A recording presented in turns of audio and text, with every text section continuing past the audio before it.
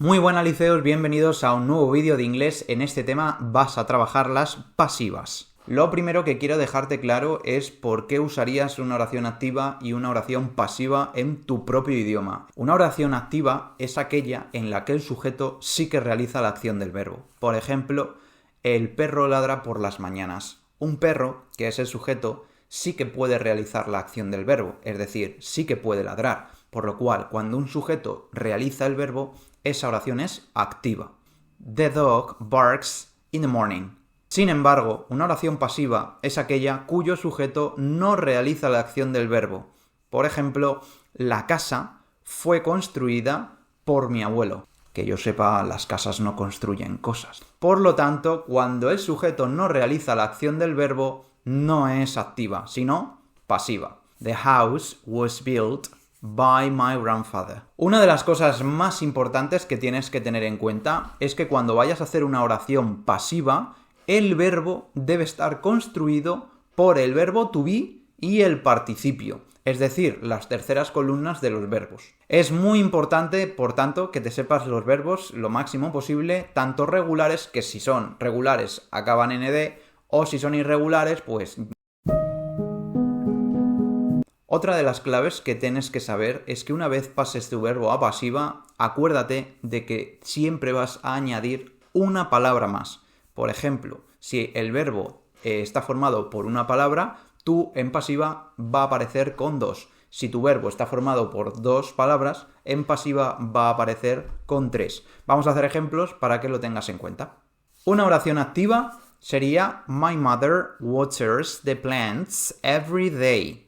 Mi madre riega las plantas todos los días.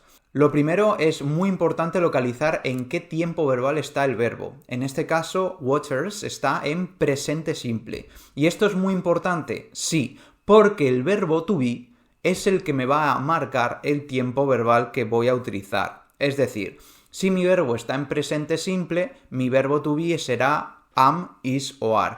¿Que mi verbo está en pasado simple? Pues mi verbo to be será was, were. ¿Que mi verbo está en futuro? Pues entonces mi verbo to be será will be. Segundo truquito es que tienes que localizar el primer sintagma después del verbo. ¿Qué es un sintagma? Pues el sintagma es aquella primera información que se va a dar, en este caso, después del verbo, que es lo que queremos. Las plantas y todos los días, que es lo que viene después de waters, son dos informaciones distintas. Lo que me interesa es coger la primera. Así que, ¿cómo sería su pasiva? Pues bajamos el primer sintagma después del verbo, que sería the plants. Ahora recuerda que el verbo en pasiva siempre debe de llevar el verbo to be, que va a estar escrito en el tiempo verbal de la activa, más el verbo en participio, es decir, la tercera columna de los verbos. Así que are watered. En este caso ponemos are porque the plants está en plural. ¿Que hubiese sido the plant en singular? Pues en vez de are habría sido is. Después vendría my mother, que va a pasar con by my mother. Y al final lo que vendría sería a eso que yo llamo arriba, etcétera, que es ese sobrante que va a ir después, que lo pongo tal cual. En este caso la activa va a ser he cooked the meal yesterday. Él cocinó la comida ayer. Lo primero que he dicho es que localicemos el tiempo verbal de este verbo, que va a estar en pasado simple. Eso quiere decir que mi verbo to be en pasiva va a estar en pasado. ¿Cómo pasaría a pasiva? Pues a pasiva pasamos el primer sintagma a sujeto, que sería the meal.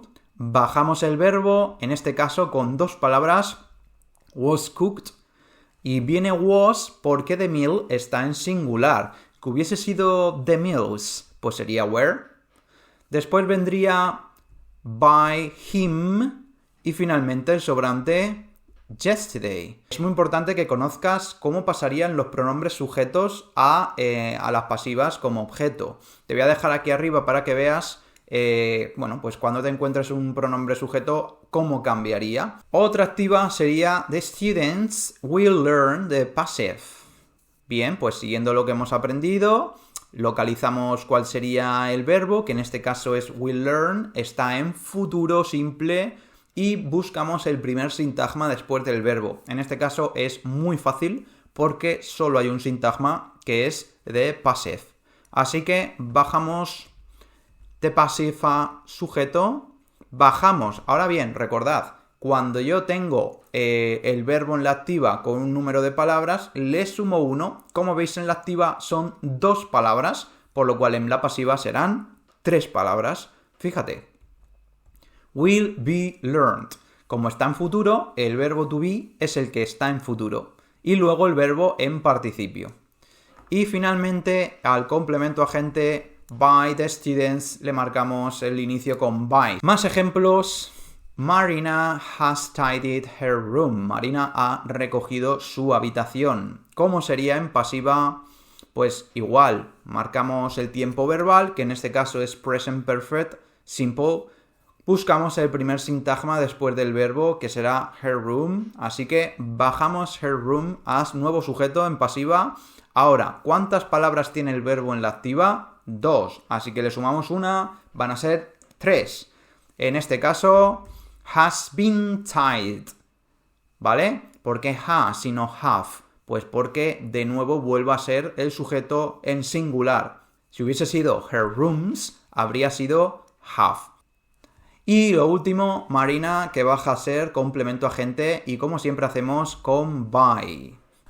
Bueno, esta activa suele daros mucho miedo, porque cuando nos encontramos oraciones en continuo, con ing, aquí entra el pánico. Aquí lo que tenemos es un verbo en present continuous, ¿vale? Porque está formado por el to be y el verbo acabado en ing. Tú recuerda que siempre tu pasiva debe ser el mismo tiempo verbal que tu activa. No puedes cambiar el tiempo verbal. Vamos a pasarlo a pasiva. Bajamos el primer sintagma después del verbo English. Ahora mi verbo demostrando que es presente continuo is being studied. Y finalmente el complemento agente by Eunice. Bueno, pues aquí hay una serie de ejercicios que puedes intentar hacer tú mismo. Yo te voy a hacer los primeros 2 para que tengas un ejemplo de cómo sería en negativa y en pregunta. Pero te reto a que el resto de los 8 ejercicios me escribas por aquí en los comentarios cuál crees que es la solución y yo mismo te lo corrijo. Vamos a ello. ¿Y por qué no te suscribes? Vamos a ver si estas primeras 2 oraciones las tienes bien. Julia isn't drinking a glass of water. Tenemos que coger el primer sintagma, que es a glass of water, y ponerlo en el sujeto. Así que, a glass of water. Ahora recuerda, mi objetivo es ver el tiempo verbal de la activa, que está en presente continuo. Si hubiera sido una oración afirmativa, tú habrías hecho esto. Is been drank, drunk. Participio, recuerda. Y luego habrías puesto by Julia. Voy a poner G. Como esta oración es negativa, muy fácil. Lo único que tienes que hacer es negar el verbo to be. Y ya tendríamos la oración en negativa. Fíjate qué fácil. Voy a hacer una pregunta, que es la siguiente. Vamos a hacerla como si hubiese sido afirmativa. America was discovered by Columbus. Le ponemos una interrogación porque estamos haciendo una pregunta y lo único que tienes que hacer es poner el to be al principio. Y con eso ya tendríamos la pregunta. Bien, pues ahora tienes por delante 8 oraciones más para poder realizar. Déjame en los comentarios cuáles han sido las soluciones que planteas y yo mismo te las corrijo. Nos vemos en el siguiente vídeo.